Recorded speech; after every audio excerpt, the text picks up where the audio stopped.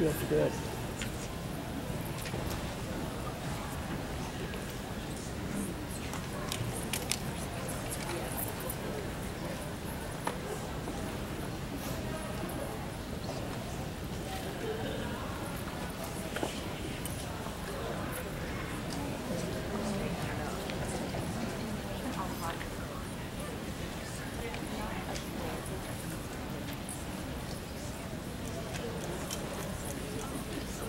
Good morning. Can everybody hear me? No.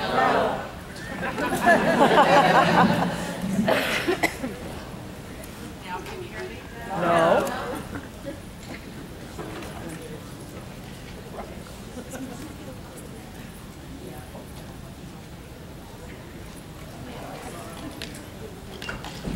All right.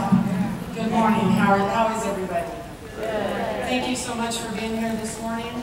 My name is Kathy Scott. I am a true crime author and a journalist by trade, and I am your moderator. About the Golden State Killer. For a decade, beginning in 1976 and ending in 1986, one of America's most horrific and prolific serial predators, the Golden State Killer, blazed a trail of terror up and down the state of California, from Sacramento to Orange County. At least 45 rapes and 12 murders were mostly committed during residential burglaries. The perpetrator, also known as the East Area Rapist, has been described by the FBI as a 5'10" white male who today would be between 60 and 75 years old. He had blonde or light brown hair, an athletic build, and may have had military training. He often took small items from homes, including coins, cash, ID cards, and jewelry. In 2016, the FBI, along with local law enforcement, announced a $50,000 reward and launched a national campaign to help identify the Golden State Killer. With us today is a remarkable panel, including 3 brave women who will talk about the personal experiences that involve the Golden State Killer. First, Jane Carson-Sandler is a native of New Jersey. After graduating from nurses training in Newark, she joined the USAF Nurse Corps in 1969, serving her country for 30 years on both active and reserve duty. In 1999, she retired as a full colonel. Jane earned a bachelor's degree in nursing at California State University and a master's in human resources management at Pepperdine University. In 2014, her book was published about the East Area Rapist, titled Frozen in Fear. Jane is happily married and has 2 wonderful sons. Michelle Cruz is the sister of 18-year-old Janelle Cruz, the last known murder victim of the Golden State Killer. Michelle spends much of her time researching persons of interest and interviewing and working with law enforcement. She is an advocate for the Golden State Killer cases and for many of the victims who are still too afraid to speak out. Her goal is to bring more attention to the cases and ultimately identify the perpetrator. When Debbi Domingo was 15 years old, her mother was brutally murdered by the serial perpetrator known as the Golden State Killer. Initially, the murders of Sherry Domingo and her boyfriend, Greg Sanchez, were thought to be linked to other murders in this series. But that was not confirmed until a DNA match was obtained in 2011. Now, over 30 years after her mother's killing, Debbi spends much of her time working to raise public awareness about this still unsolved case. Michelle Cruz is the sister of 18-year-old Janelle Cruz, the last known murder victim of the Golden State Killer. Michelle spends much of her time, oh, I already did that one. Sorry, you're not speaking spot twice. Okay, Debbi. Mike Morford is a true crime researcher and blogger from New Jersey who has spent more than a decade hunting California's Zodiac Killer. He has now taken on the Golden State Killer case. All right. Jane, as a survivor, can you talk about the crime and the attack's impact on your life and your journey since?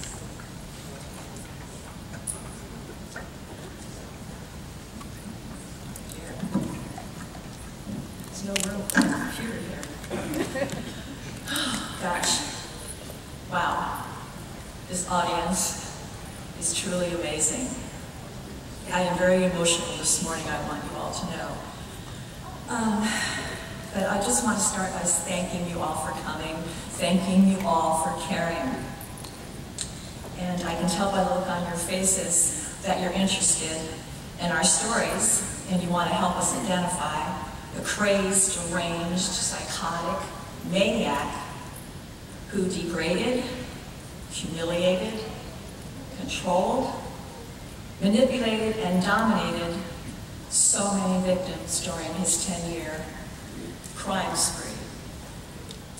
This monster raped 50 women and he murdered 12 others. My name is Jane Carson-Sandler and I was victim number 5. My colleagues to my left, Debbi and Michelle, were also his victims, but in a different sense. They will tell you their stories. But first I want you to know how I went from being a victim to a survivor to a thriver. To start, can you imagine laying in bed and at 6:30 in the morning, I was with my 3-year-old son and I heard someone running down the hall, shining a flashlight in my face, wearing a ski mask and holding a large butcher knife. And he was holding that knife to my throat, and his first words out of his clenched teeth were, "Shut up, or I'll kill you." He quickly gagged me, blindfolded me, and he tied my wrist and ankles very tight with shoelaces. And he proceeded to do the same thing to my 3-year-old son. Now, I was under his complete control, with no way to defend myself, and no way to know what he was going to do next. Now that's fear, my friends. That's why I named my book, Frozen in Fear. Well, I was hoping he was just there to rob me, but when he untied my ankles, I knew he had something else in mind. I honestly don't remember much about the rape, just the sheer terror of no longer feeling my 3-year-old next to me. What did he do to him? Where did he put him? And that's all I could think about.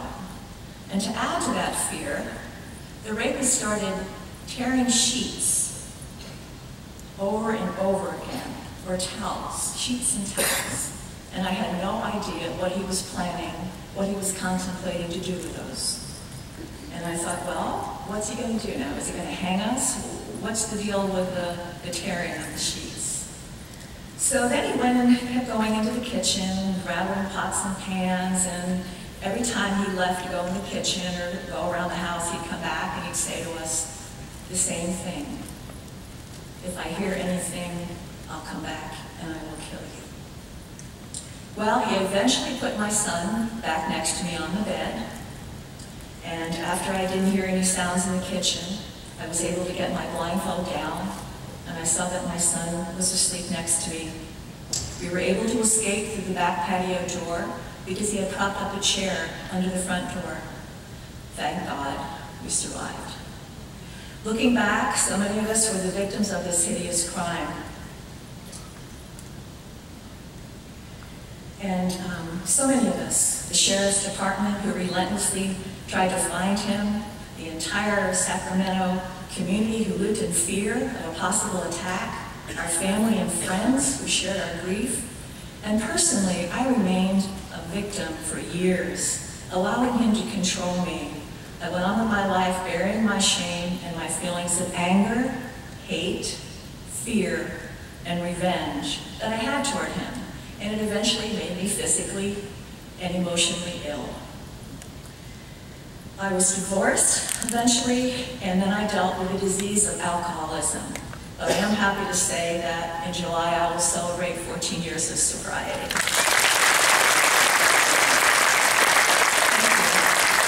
Thank God. Praise the Lord.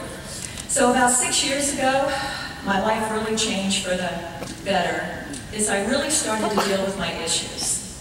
I read Rick Warren's book, The Purpose-Driven Life, and I realized that God did have a purpose for me to use my experience in a positive manner to help other women, to pay it forward, to make my mess a message, and turn my pain into power.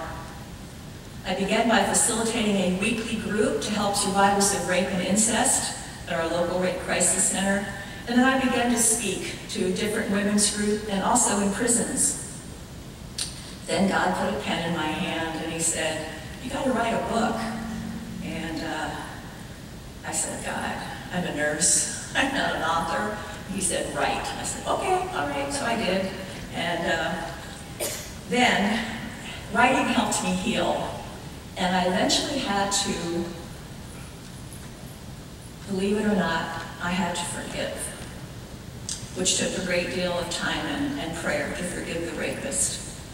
Now I'm sure you're all wondering, do I think he's still alive? And my answer is yes, I do. Michelle, Debbie, Mike, and all of us that have been really affected by this psychopath, we want closure. We want this case to be put to bed.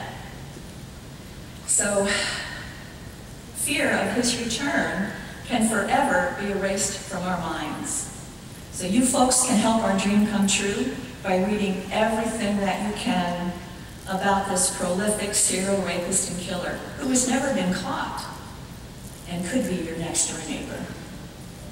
God bless all of you, and thanks for being here.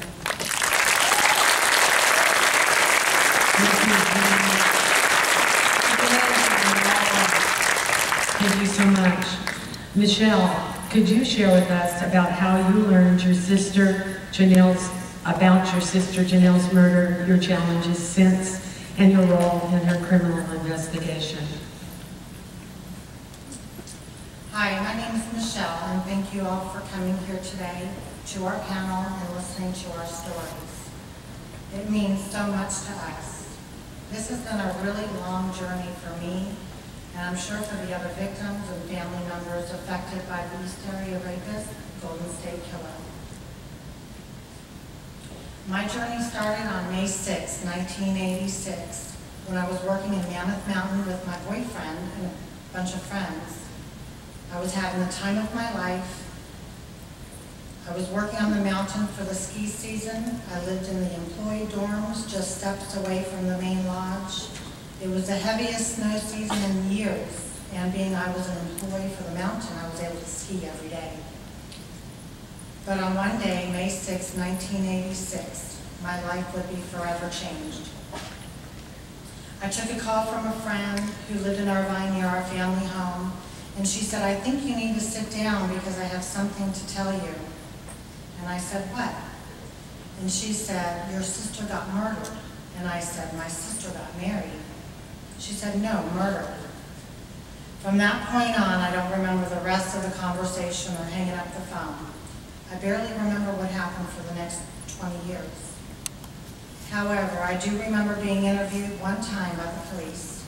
I remember living in hotels and friends' houses.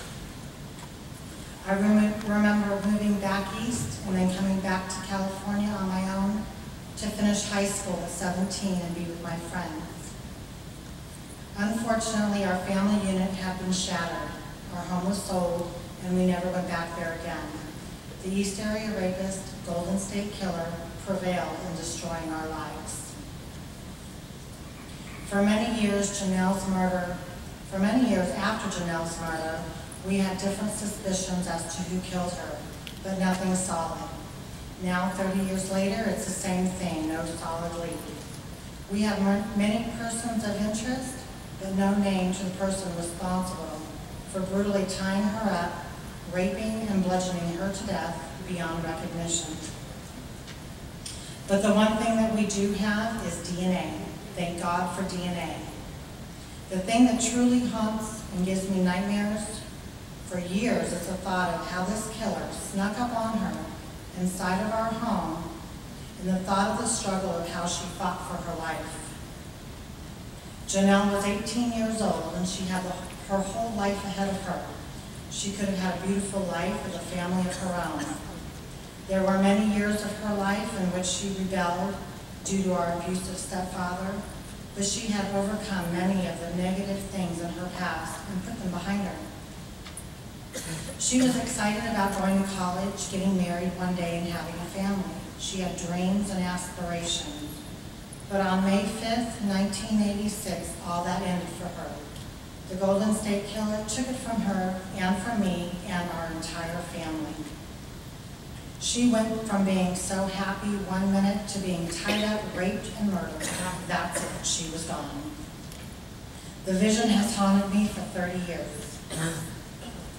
The fact that the East Area rapist, Golden State Killer, is still walking free while 62 victims are dead or living in fear is unacceptable. There are all the family members, friends, law enforcement, media, social media, and thousands of others affected by the Golden State Killer. He should not be walking free. He needs to be caught and brought to justice. In 2010, I was asked by a friend to join in on conversations through the internet, pro boards about this killer, and hear theories and express my own thoughts about the case. I am thankful to my friend who introduced me to these boards because it has started me on my new journey, advocating for my sister and the other victims in the hopes of identifying the Golden State Killer. Last year, I started my YouTube channel. Honestly, I had no idea what I was doing. The one thing I did know was that I had a new passion and an overwhelming pull within myself to start waking up this case. It was March 2016 when I posted my first video, showing myself to anyone who would watch and listen. I had to put all my fears to the side, not knowing if one day I could be a target. My goal was to reach as many people as possible and tell them about the East Area rapist, Golden State Killer, because so many people had not heard of him, and this case needed attention. We needed the one lead that would solve it. The FBI did a press conference in June of last year, and then I started sending letters to different media outlets. 1 year later, I'm here, telling my story, thanks to our friend, Mike Morford, who brought CRIMECON to my attention. It has been a long journey, but this last year has been very productive. It has been great meeting my sister survivors, working with different media outlets, social media, web sleuths, law enforcement, and making new friends. But overall, it's been a very healing experience. This case is finally getting the attention it has always needed. My sister was the closest person to me. Thankfully, on our last conversation, we told each other, "I love you," before we hung up the call. She is now looking down and proud of us all. May her soul rest easy, knowing we will get him. His days are numbered. DNA is catching up to him. He will be brought to justice.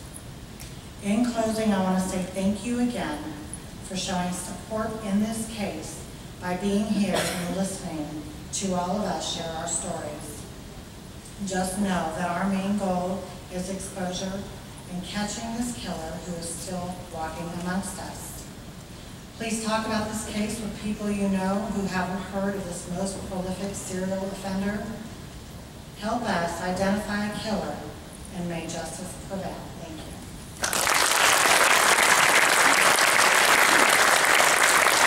Thank you so much, Michelle. Debbi, tell us about your personal experience as a survivor of a murder victim and your determination that the killer be caught. Thank you. My sister survivor, Michelle, just told you about her last conversation with her sister, Janelle. I wish I could say something similar, something heartwarming. When I was 15 years old, I was on the phone arguing with my mother. The last words I screamed at her were, "Why don't you just stay out of my life?" And I hung up the phone. The next day, the bodies were discovered. If heaven had a mailbox, this is what I would write. Dear Mom, I really need you to know how grateful I am for the terrific memories I have of my childhood and the solid foundation of faith you gave me. I remember that when I was little, I always felt safe, well cared for, loved. I grew up surrounded by close family, Jesus, music, the ocean, things many people take for granted. In fact, before you were killed, I don't think I ever experienced anything traumatic in my whole life. Okay, a bee sting, having to flush a dead goldfish. No pain, really. Okay, I'll admit, when you and Dad divorced when I was 12, that was a little tough to take. But we dealt with it. No trauma to speak of. It was life. And even in those last couple of years, when it seemed all you and I did was scream hateful things at each other, even then, Mom, I always knew that you loved me, and I hope you know I never stopped loving you. The day you and Greg were killed, beaten to death by an intruder in our home, that day was the beginning of the darkest days of my life, about 7,300 dark days if my math is right. It wasn't so much the specific events of that day, I barely remember those. It was that from that point on, everything changed. My day-to-day life changed, my worldview, even my idea of faith changed. There was so much I never got to finish with you, so much I never got to make right. But that day, I got to the house, and the first thing that caught my eye was the yellow tape, that damn yellow police tape, the kind that says crime scene, do not enter. The fine print on that should say, look out, don't go in. It's so gruesome inside, you'll be scarred for life if you see it. The even finer print should say, but wait, if you don't go in, you'll always question, how messy was it? Everybody knows what yellow tape says. Let me tell you what it doesn't say. It doesn't say, oops, they're gone, you missed your chance to say goodbye. The tape doesn't certainly offer any words of comfort like, well, at least they were together when they went. It also doesn't tell you which items inside will be cleaned up and returned to you, or which ones you'll never see again. So you'll always wonder, were they taken into evidence? Or did the killer take them? Does he still have them? Does he reflect on them as a twisted reminder of his torturous deeds in that house? I spent the past 35 years wishing I had never seen that damn yellow tape, that it was all a bad dream, but no. The first 20 years, I'll admit, the image haunted me, but now it fuels me. Today, the sight of yellow tape anywhere reminds me that inside a crime scene, evidence gets collected and analyzed, and we now have data that can identify the monster who bludgeoned you and Greg to death. His DNA is on file. Can't change that. Today, yellow tape assures me that there are investigators, both paid and unpaid, thousands of them, who are looking for this guy, who won't ever stop looking for him. Now, in my mind, the image of yellow tape serves as a big caution warning to your killer, the Golden State Killer. He better look out. His face and secrets cannot stay hidden forever. These days, for me, the image of yellow tape has transformed into a sort of yellow ribbon. It reminds me to honor your memory. But I don't really need much reminding. I think about you and Greg every day. I miss you both. And I think about the others as well. I think of Brian and Katie Maggiore, of Robert Offerman and Deb Manning, of Lyman and Charlene Smith, of Keith and Patty Harrington, of Manuela Wickham, and of course, Janelle Cruz. I can picture all of you, you know, your smiles. Your smiles have been immortalized by the handful of photos that have been shared over and over again by sleuths. Your faces are etched into the minds of those who seek justice on your behalf. In my dark moments, in my nightmares, I can picture you and Greg, the anguish, the physical pain, the terror of your last moments face to face with that monster. And fortunately, For me, those glimpses are fleeting. In my waking, working hours, I can see and feel your strength, your optimism, your inner joy. Mom, those are the gifts that you left me, and they are what motivate and guide me every day. I need to assure you, Mom, we are going to find this guy. With the public's help, we will find him, even if he's already dead.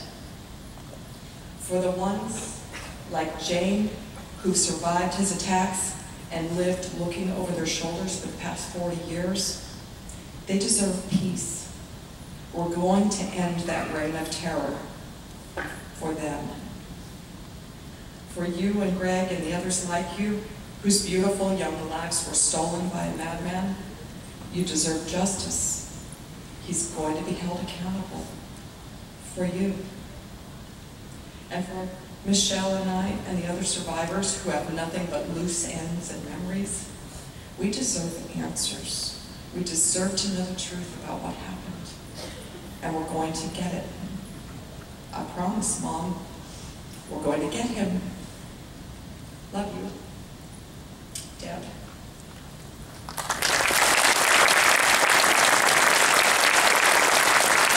Thank you so much, Debbie.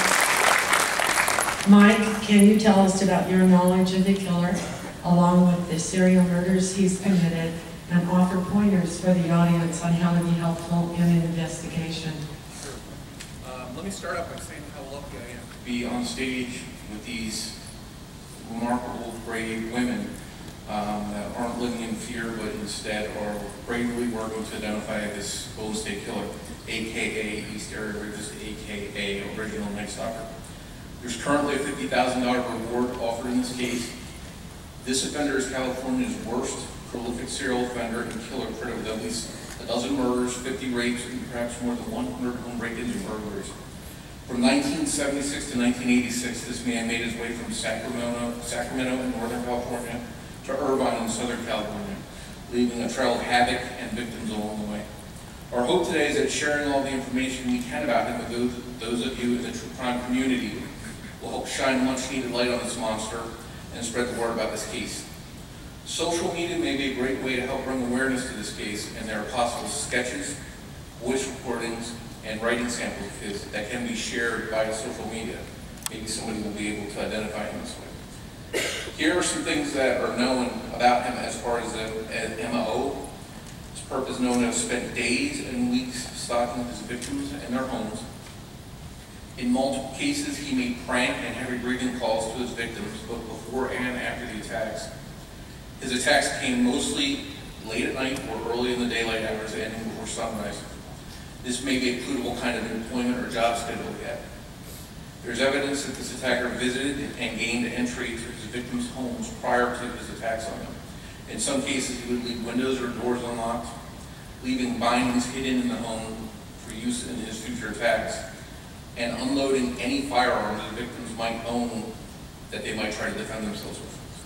Evidence suggests that this perp may have had access to multiple vehicles, and in some cases it's possible that he may have worked with an accomplice, as there were instances when car horns outside of the victim's home would be blown during attacks, or somebody outside would knock, or a female voice even could be heard talking at us sometimes. This attacker would do blitz-style attacks, gaining entry into the house and waking his victims with a flashlight shining in their eyes. These women would be tightly bound and then raped. During the attacks, he would threaten them with death while wielding a knife or a gun, and he always wore a mask. Early on, his perpetrators seemed to only target women that were alone, but that eventually changed, and he started to attack couples. He would force the female victim to attack the male victim, then separate the couples. He would stack plates on the back of the male victims and tell them that if he heard those plates fall, that he would kill them. During the attacks, he would leave the victims bound, but sometimes wander up to their kitchen or refrigerator, taking their food and eating it. He would ransack their home looking for small trinkets and jewelry, and would often take things that were more of a sentimental value as opposed to a high dollar value. In many cases, the victims that he attacked were living in or nearby homes that were for sale. It's a possibility that he may have visited open houses posing as a buyer or an agent while he actually was casing and surveying property and victims. In some attacks, he left bindings behind, and on some of these bindings, he had tied very distinctive and difficult to tied diamond knots. In many attacks, he used shoelaces. As far as physical features includes, he was described as average height, 5'8" to 5'10", most cases with a thin, athletic build. His eyes were described as light-colored, possibly blue, green, or hazel. During this series, he seemed to be quite athletic, outrunning pursuers, jumping fences, and racing away on bicycles in an effort not to be caught. One distinct physical feature noted by many victims was an extremely small or unusually small penis. This may have been due to a medical issue or a disease.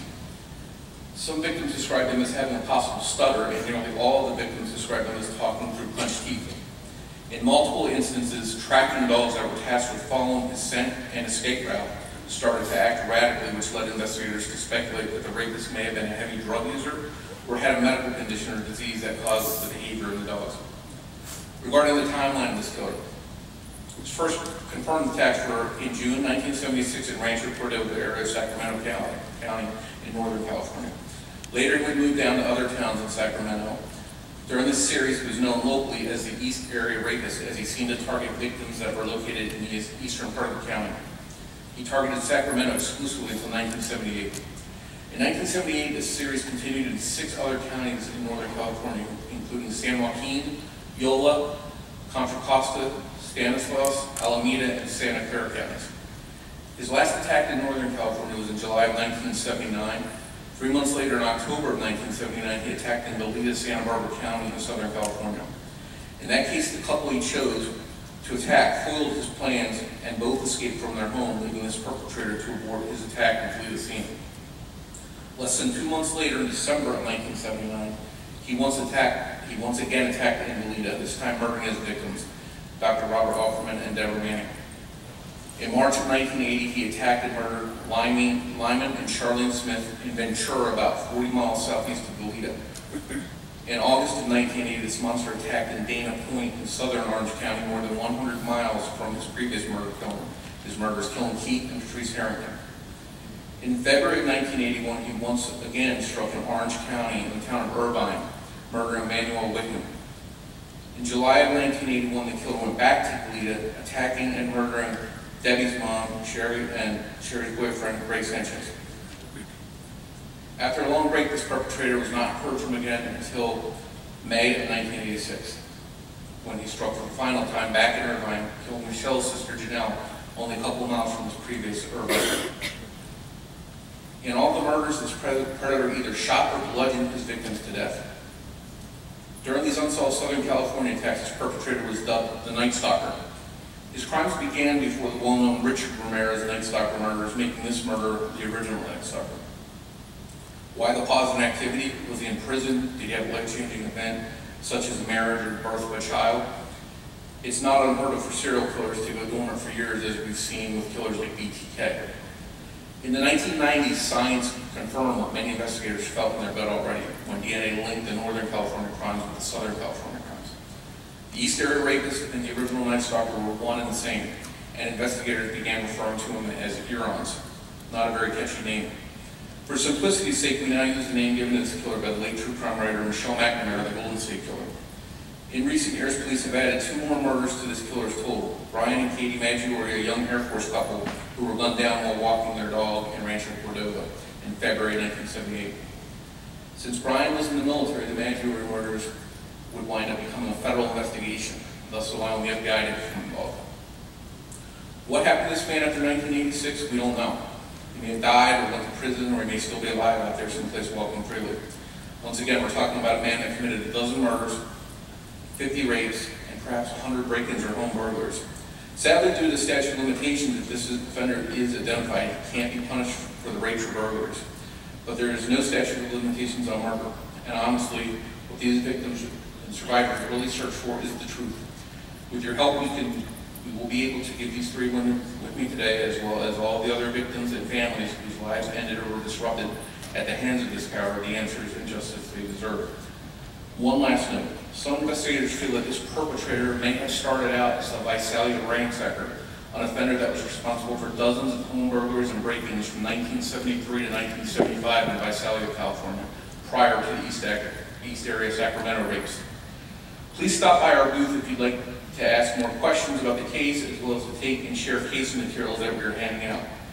Be sure to visit the relevant websites about this case, and lastly, but most importantly, if you know of any tips you can supply to the FBI, please do so at the FBI tip line that we have included on our materials. Thank you.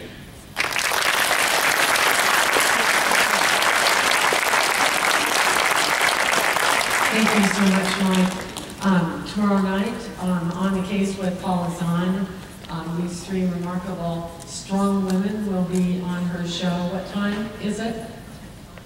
10 Eastern and 9 Central, and on the ID channel, Investigation Discovery. And Debbi, can you tell them about the podcast? Yes. Thank you. This is podcast heaven, right? Recently, there's an Australian podcast called Case File, and they have done the most thorough coverage of our case that we've ever heard. Just over the past month, they released a 5-part series.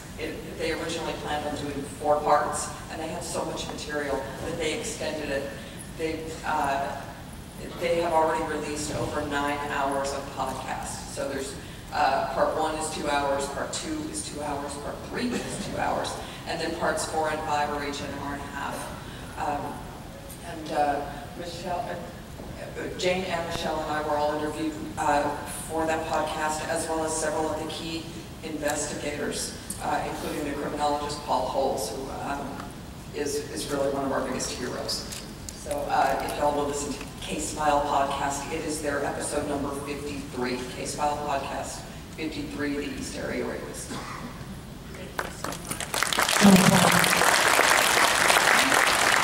We have time for a couple of questions, if anybody wants to ask.